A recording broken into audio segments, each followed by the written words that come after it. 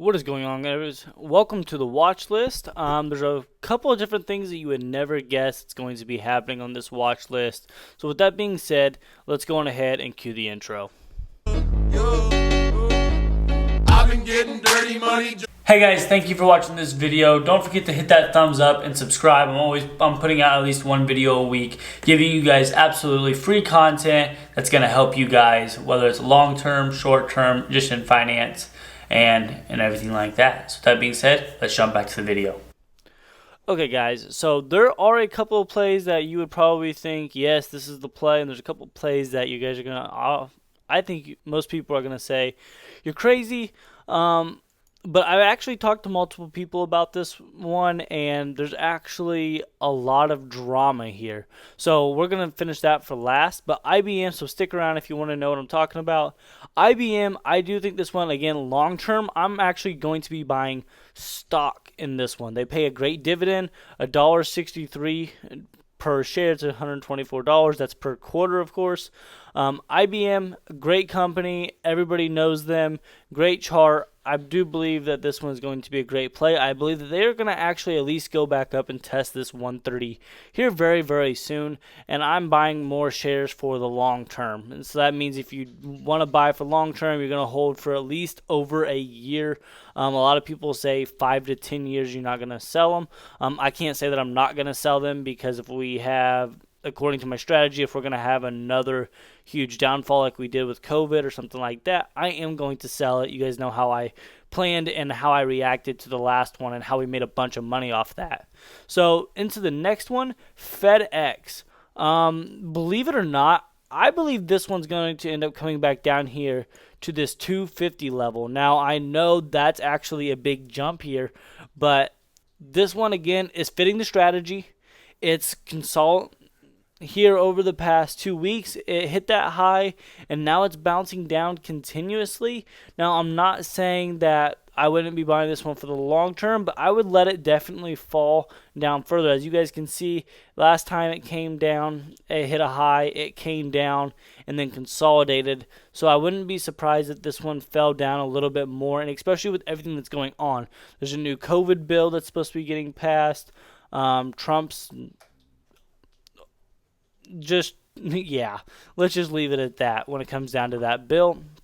So Fedex, I'm actually going to buy a cheap put on this one a couple of months out. It'll probably be a month out. Let this one run. As soon as I get 25%, I'm taking my profits. You guys know how I feel about that. Another one that I'm actually going to be buying calls on, and NEE is one that I want to buy long term. Now, a lot of people don't know what this one is. This is Next Era Energy. If you live in Florida, you live in Alabama, you live in Georgia, these are more than likely your internet providers, and this is a great dividend stock as well. 35 cents per share at $74.98. Another company like Southern Company, I do really like them. I'm going to be, again, buying shares for my long term, not just playing a call for a short term. I want to buy this very, very long term and hold on to this one. Again, do what you feel and what you know and what you understand. Don't invest into things that you don't understand. I understand utilities. I understand that they're great long-term investments because everybody needs power. There's a water company out there. I don't remember off the top of my head. Everybody needs water. I think it's American Water or something. I even own some of it in my long-term. And then we're going to come down here to Google. Now, everybody's going to be saying, well, you're buying this one in your long term as well, right? No. Actually, this is the one. Google and Facebook here are actually just not in a great spot. I mean, Facebook, Apple, and Google. I mean, I love Apple long term. I'm still buying more Apple, but I'm buying on dips. Facebook has been having a lot of lawsuits, and then Google now has 2 massive lawsuits, and it seems like it's just eating at them. So I want to see how those play out. I do think that you could buy a put on this one because it did hit that high. I think we could see it come back down in here into the 1600s. It does have some support in here. You guys know I don't trade support and resistance, but I could see this one for long term, waiting for it to come down into the 1600s, then buying some up again for some more long term.